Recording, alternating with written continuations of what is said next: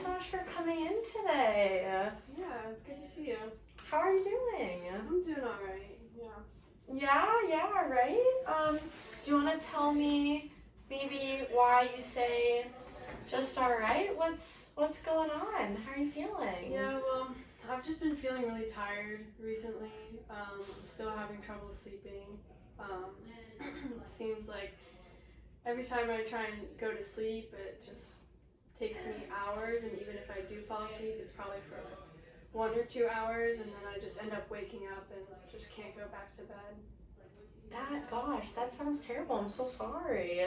Do you think that has been affecting like your day-to-day mood as well? Yeah, I would say just because I'm not getting enough sleep, I've been really tired and just kind of, I guess my mood is kind of down too. How many nights a week do you think this happens? I would say almost every night. Really? Maybe one night out of the week I'll get good sleep, and that's typically because I just haven't been sleeping the whole week. Yeah. It kind of seems like maybe some of the things that we tried to like start working on, like some basic sleep hygiene to fix it if it was just a small issue, don't seem to be working. So we might need to take, some bigger steps. Would you kind of agree? Yeah, I think so.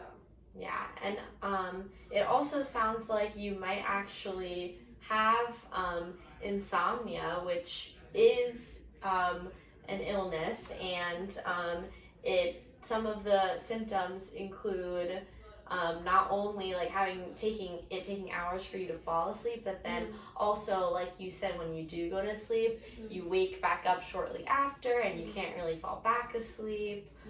Does this sound like something that you can kind of relate to?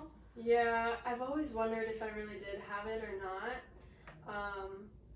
But that does sound like something I'm struggling with. Yeah. Well, so for today then, I would like us to dive a little deeper into maybe understanding why this happens, go into a little more detail of kind of what you do during your night, and then we can look at some changes. I can give you some things to try. And that is kind of what we'll do today. Does that sound good? Yeah, that sounds good. Perfect. So why don't you walk me through kind of what is going on in your head as you start bedtime? Okay. So typically, I guess I'm going to bed. I guess I'm getting ready for bed after dinner. So I finish dinner maybe around 7. And I'll shower, and then I will go to bed. Like, I'll go lay in bed, maybe watch TV, and then sometimes I like to do like laundry at night because it is hard for me to fall asleep. So maybe I'll do some laundry and then go back, lay in bed, and watch TV or scroll on my phone. And if I do close my eyes, I mean, a lot of times I'm thinking about stuff that I have to do at work. I have a lot of caseloads right now, so it's just been a little bit overwhelming at work. So those thoughts kind of run through my mind. But if I do have trouble sleeping, I'll just do tasks around the house or just kind of sit on my phone. Okay. So when you're kind of like closing your eyes and trying, one thing that you do positively, it's really good that you get up and like go kind of do something and kind of reset yourself. That's actually a great strategy that I have to tell people often. So that's really awesome that you already do that. So that's a huge strength. So props to you for that. But I do think, however, trying to reduce the screen time maybe a little would be helpful, but I also understand that's something hard to do, and plenty of people do kind of have the TV on before falling to sleep. It is something relaxing that kind of calms you down. But if maybe you want to try out not using the screen and trying something else, a lot of people now will listen to like a podcast instead. So listening to something versus watching something and getting that like blue, like that light in your eyes. And you could also even try putting on sleep, like a lot of people use like noise machines, sleep sounds, like calming sleep music. So maybe trying to switch to some just auditory stimulus once you are laying down and you're ready to try to go to sleep. Okay. Yeah, that sounds like something I can try. Yeah. Yeah. And I think, another thing too is the reason I do watch TV or I'm always doing something like before bed is just, I think work is really stressful right now. So oftentimes when I do try and go to bed, my thoughts are kind of always running in my mind, right? It's never just like quiet and I can go to sleep. Yeah, well, so that's something then, if we apply our cognitive behavioral therapy approach to these thoughts, one thing you can do is try to shift that kind of anxiety and that dread for work the next day and all the things that you have to do that probably is affecting your sleep, that totally affects your body. It gets your heart rate going, it gets your mind thinking more. So trying to shift those thoughts, and you could even, like a form of journaling, you could even try to like write down some more sleep affirming affirmations. So shifting your thoughts to repeating to yourself maybe like I trust my body to fall asleep, or even just thinking to yourself, tomorrow is a new day, it will be okay, and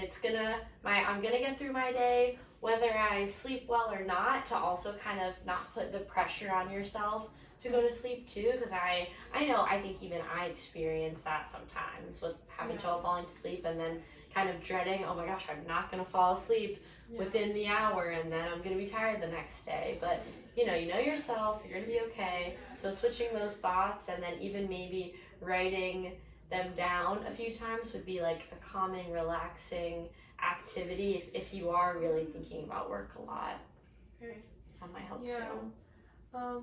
I feel like the affirmations might be a little difficult for me. Do you have maybe like how do I start doing those if I don't really believe them? Well, I think that's why, whether you believe them or not, writing something down can kind of make it stick a little more. And I understand. I think a lot of people, when they hear the word like affirmations, I feel like, you can definitely like be skeptical of like, is it really good if I just say something to myself? Am I really gonna feel it? Am I really gonna believe it? Like, I think most people have that skepticism. But when we change our thoughts and the way we're thinking, it does affect our body and our behavior. And once our behavior is changed, it cycles back to then you're gonna have more positive thoughts. So all it's gonna take is, if it works and you have a few good nights of sleep, you're gonna have more positive thoughts about sleep, and then you're gonna continue to sleep better. So it's very cyclical, and if it doesn't work, we can always try something else. Which actually is gonna bring me to the next step of more of like our serious therapy homework. Is I really want you to log like everything you're doing during your bedtime routine, and then log how many hours you slept, maybe the number of times you got back up, maybe the hour, and what times you slept. I know that's kind of a lot, but do you think it's something we could maybe try for the next week? Yeah, I think I could try that. Okay. So that'll be kind of your main homework, and then we might I would like you to try for more than just a week. If we could try it for a little longer, that way we can really understand your behavior and your patterns. And if you even could jot down a few of those thoughts you're having about work and whatever you're thinking about your next day, it might be helpful so we can recognize any patterns in any of it, and that way we can work on changing those. Okay. You think you can do that? Yeah, I think so. Okay. How does this all sound to you? I feel like I kind of gave you a lot of both like information about sleep hygiene. I gave you a lot of work to try doing. How are you feeling about everything? I guess right now I just don't really think it will work. I think I could definitely do the journaling. I think it will be kind of easy since I'm up anyway. Yeah. But it does sound like a lot of work, but I think I can at least try while I'm up. Okay, yeah. When you are awake, think about all that time you spend just laying there trying to fall asleep and thinking. It's actually, like we talked about, the getting up and resetting yourself and how that's a healthy thing. So some of these things could be more sort of like relaxing, calming activities to signal to your body, I'm preparing myself for sleep. So these are also just kind of more things you can get up and do to help with that, like resetting.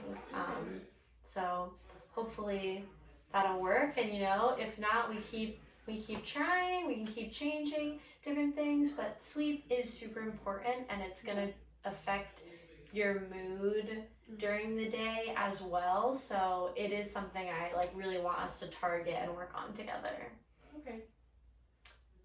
So we talked about a lot, but I think we have a good plan going forward. We're going to be really proactive. I'm glad we got to talk about this potential insomnia diagnosis a little bit, just, to get yourself kind of more comfortable with this.